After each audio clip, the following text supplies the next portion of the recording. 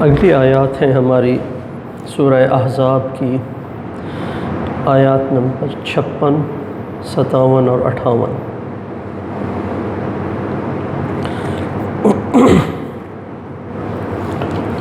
اعوذ باللہ من الشیطان الرجیم، بسم اللہ الرحمن الرحیم۔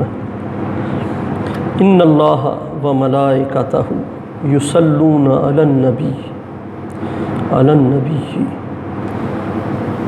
یا ایہا الذین آمنوا صلوا علیہ وسلموا تسلیما۔ ان اللہ یؤذون اللہ ورسولہ لعنہم اللہ فی الدنیا والآخرۃ وأعد لهم عذابا مہینا۔ والذین یؤذون المؤمنین والمؤمنات بغیر ما اکتسبوا فقد احتملوا بہتانا وإثما مبینا۔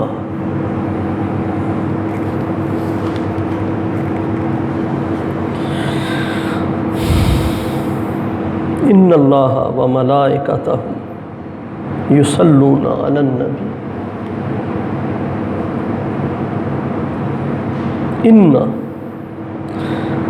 ان اللہ بے شک اللہ وملائکتہ اور اس کے فرشتے، یعنی اس میں کوئی شک نہیں کہ اللہ تعالیٰ خود اور اس کے فرشتے یصلون علی النبی، نبی صلی اللہ علیہ وآلہ وسلم پر یصلون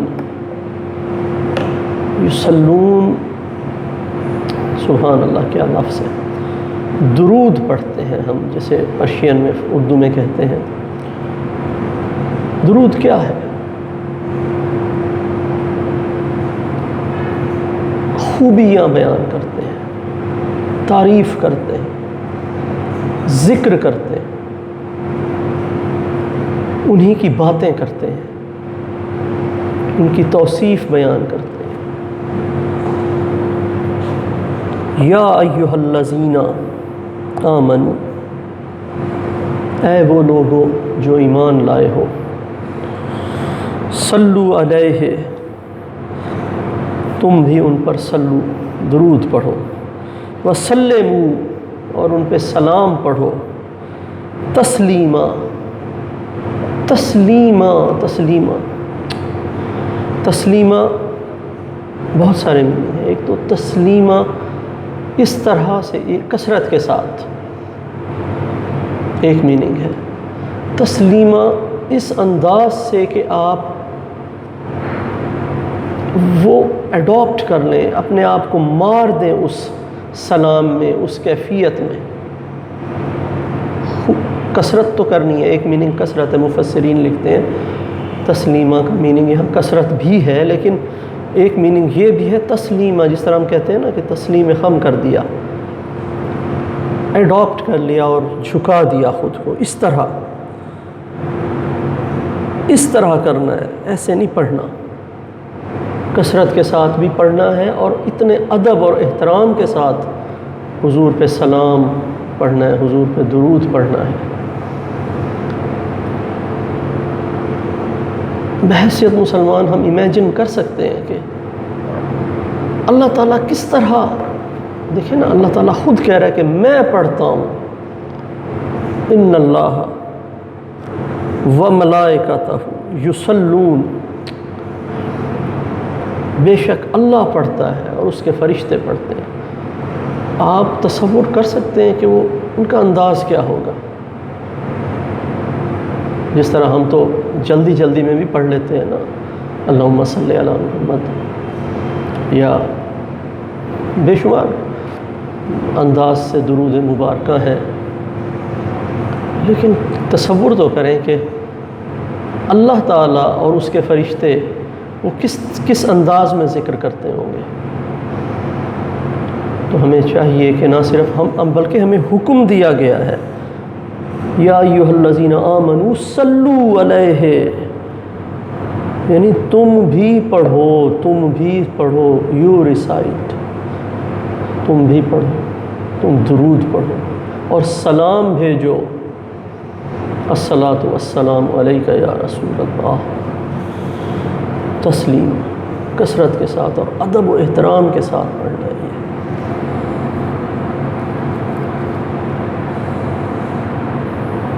اگلی آیت مبارکہ، ان الذین یؤذون اللہ ورسولہ، ان پھر بے شک، الذین یؤذون اللہ وہ لوگ جو یؤذون، جو ایذا دیتے ہیں، دکھ دیتے ہیں، تکلیف دیتے ہیں اللہ کو، یؤذون اللہ ورسولہ۔ کچھ سوچ سکتا ہے انسان کہ اللہ کو انسان ایذا دے؟ اللہ تعالیٰ ہمارے سامنے تو نہیں ہے،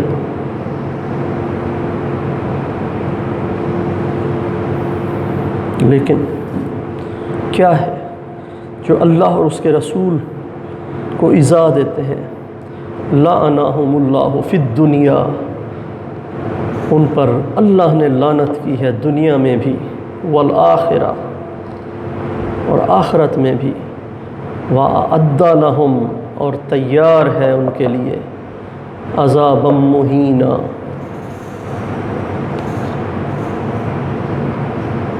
مہینا جو اہانت آمیز ہو، رسوا کر دے، مہینا۔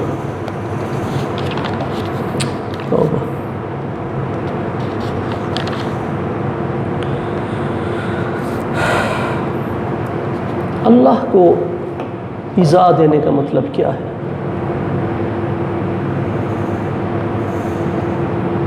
صحیح البخاری میں ایک حدیث قدسی ہے،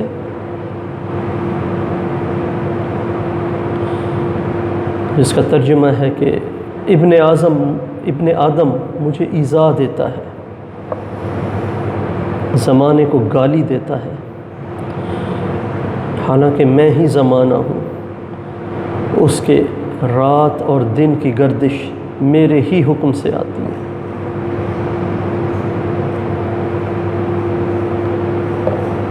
یعنی کہ دیکھیں نا، یہ زمانہ جو ہے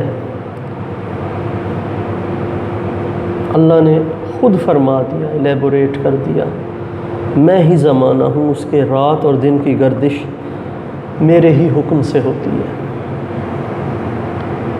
جب انسان کہتا ہے، زمانے کو گالی دیتا ہے، زمانے میں اعتراض کرتا ہے، یعنی مظاہر قدرت کو عیب نکالتا ہے ان میں، اس کا مطلب یہ ہے کہ وہ اللہ کو ایذا دیتا ہے۔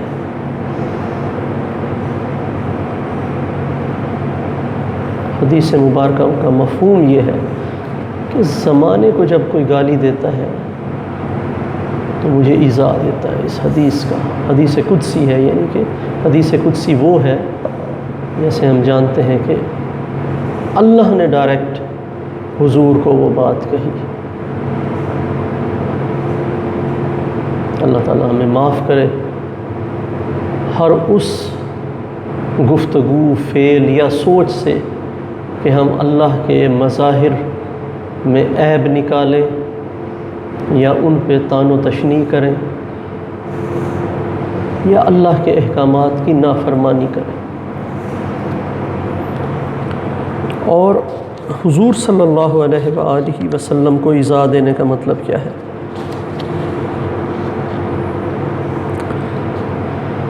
جو حضور کو ایک تو فزیکل ایذا دی، جیسے اس دور میں طائف کا واقعہ ہمارے سامنے ہے، دیگر واقعات ہیں کہ مشرکین نے کس طرح حضور صلی اللہ علیہ وآلہ وسلم کو ایذا دی۔ ایک تو فزیکل ایذا ہے، اور دوسرا اس قسم کی گفتگو سے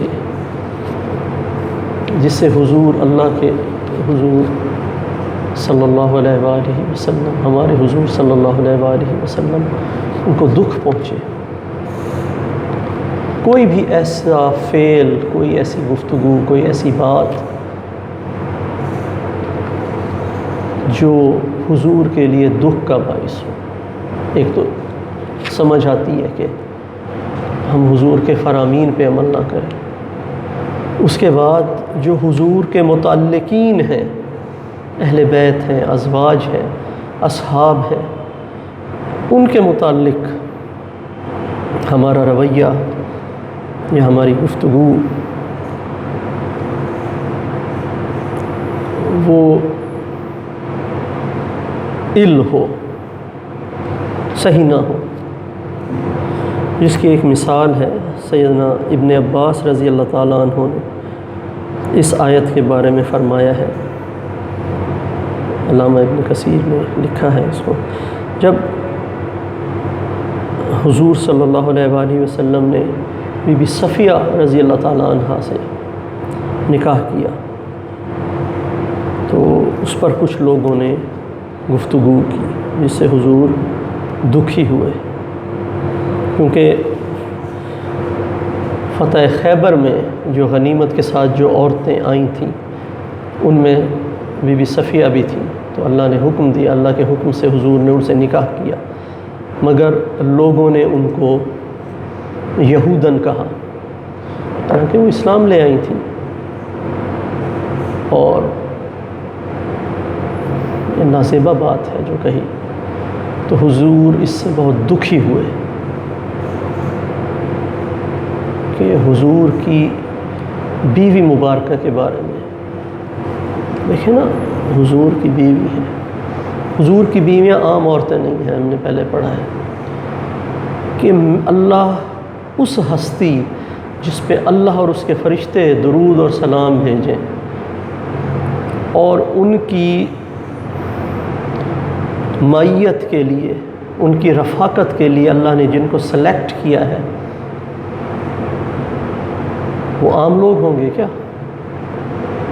اب ان کے بارے میں جو گفتگو ہے وہ اگر کی گئی ہے تو بقول سیدنا ابن عباس حضور اس سے بہت دکھی ہوئے.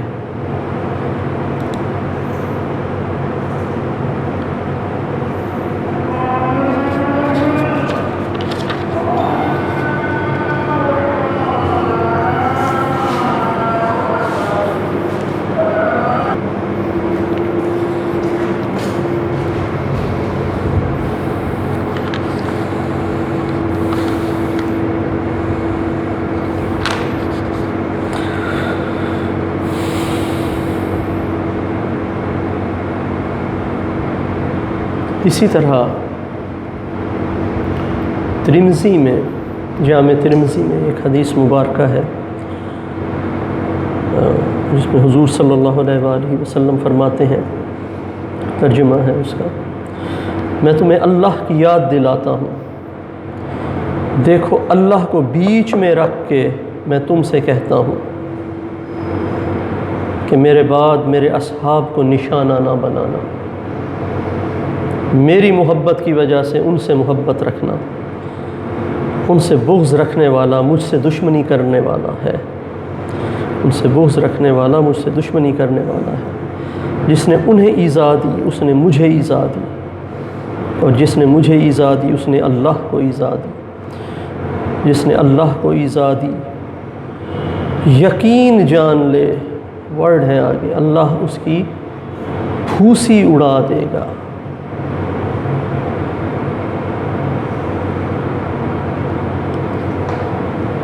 اعوذ باللہ، اعوذ باللہ، اعوذ باللہ. تو اگلی آیت ہے، والذین یؤذون المؤمنین والمؤمنات بغیر ما اکتسبوا فقد احتملوا بہتانا واثما مبینا. اور جو لوگ مومن مردوں، مومنین اور مومنات کو ایذا دیتے ہیں اس بات کے بغیر کہ انہوں نے کچھ کیا ہو، فقد احتملوا، پس انہوں نے اٹھا لیا بہتان اور اسم مبینہ اور مبین گناہ، واضح گناہ، صریح گناہ، انہوں نے تہمت لگائی، اپنے سر بہتان لے لیا۔ یعنی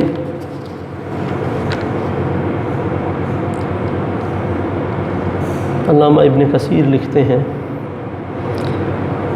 کہ جو ایمانداروں کو ان برائیوں کا نشانہ بناتے ہیں جن سے وہ بری ہیں، یعنی ان پہ تہمتیں لگاتے ہیں،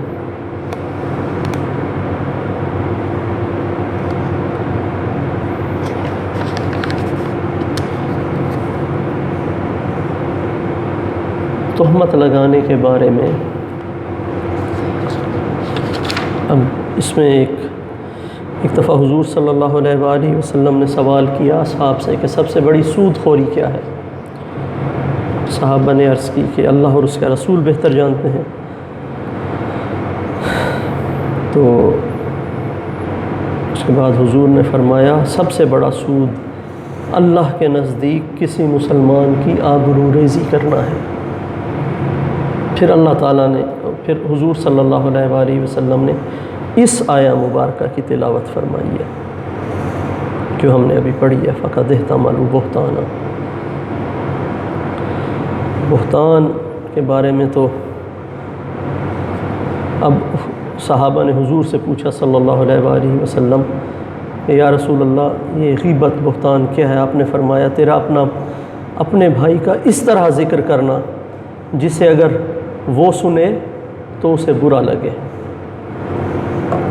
اس انداز میں بھی آپ نے گفتگو نہیں کرنی کہ سننے والے کو برا لگے، یعنی اگر آپ نے اس کے بارے میں کوئی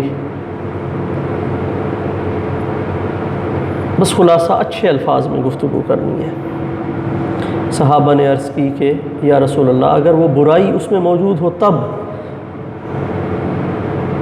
حضور نے فرمایا جب ہی تو وہ غیبت ہے ورنہ تو وہ بہتان ہے۔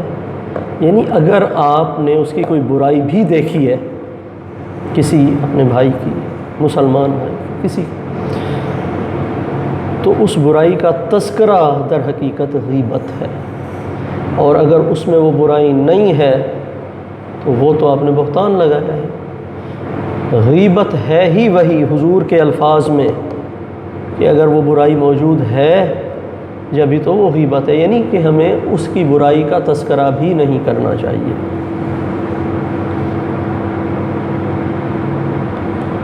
تو اللہ تعالی ہمیں معاف کرے، اور اس میں اللہ نے واضح کہہ دیا ہے عذاب مہینہ والی جو بات ہے نا، بغیر مکتسبوا فقد احتملوا بہتانا و اسما مبینا، اور یہ واضح طور پہ گناہ ہے، واضح گناہ، اسما مبینا۔ اللہ تعالی ہمیں غیبت اور بہتان سے محفوظ رکھے، اور اللہ تعالی ہمیں حضور صلی اللہ علیہ وآلہ وسلم پر درود اور سلام پیش کرنے کی توفیق عطا فرمائے، اور اللہ ہمیں اس کام سے بچائے جو اللہ کو ایذا یا اللہ کے رسول کو ایذا کے زمرے میں آتا ہے، کیونکہ اس پہ اللہ نے دنیا میں بھی اور آخرت میں بھی عذاب کا وعدہ سنا دیا ہے۔